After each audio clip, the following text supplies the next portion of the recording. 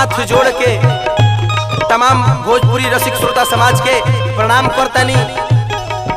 आज निर्गुण म्यूजिक के माध्यम से एगो बहुत ही सुंदर निर्गुण रउआ सबके बीच में जाए वाला बा, जवन की दिवाकर जी के निर्देश में होता। तो हमारा पूरा भरोसा बाजे एकरा के अधिक से अधिक आशीर्वाद आ प्यार हुआ लोग अपन दे हो।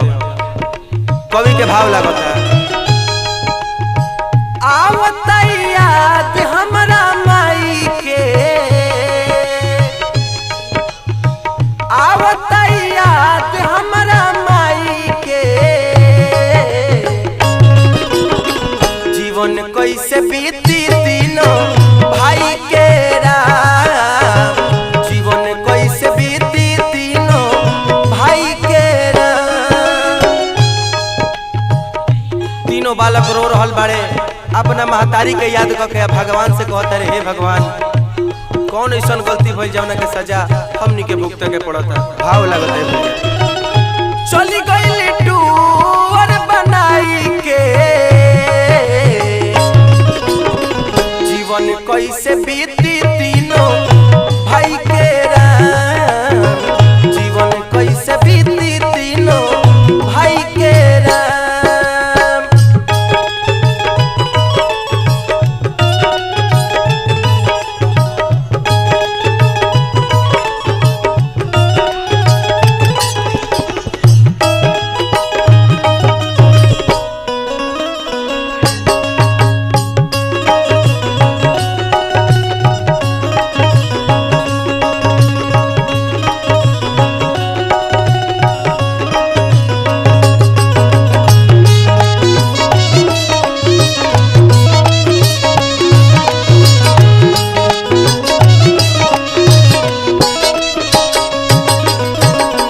बालक कहते रे कि हई तीन गो छोट छोट नादान के का हुई माई, माई में बसे लाई तीनों के परान हो।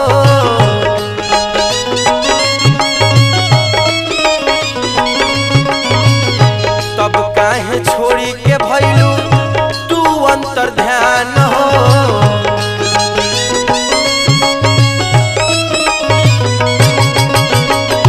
माई में बसे लाई तीनों के परान हो, तब काहे छोड़ी के भइलू तू अंतर ध्यान हो। के सुनी हमरो दुख दाई के,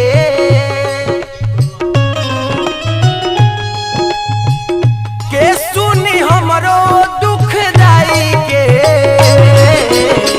जीवन कैसे बीती तीनों भाई के राम, जीवन कैसे बीती तीनों भाई के राम।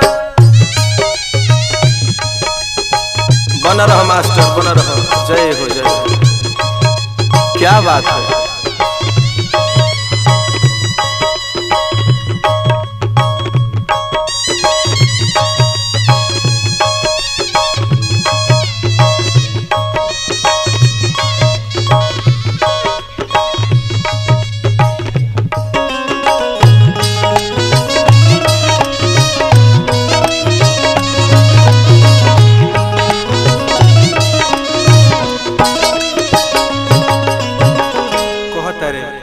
हे माई तू तो छोड़ के चल गईलू, आई एक बार भी ना सोचलू जे छोट छोट नादान के का हो। है पीरा केस के छोड़ी भइली दूर हो।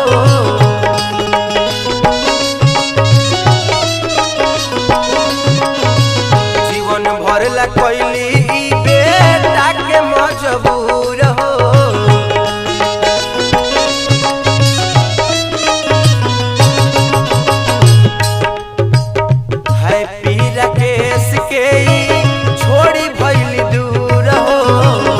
जिंदगी भपैली बेटा के मजबूर हो।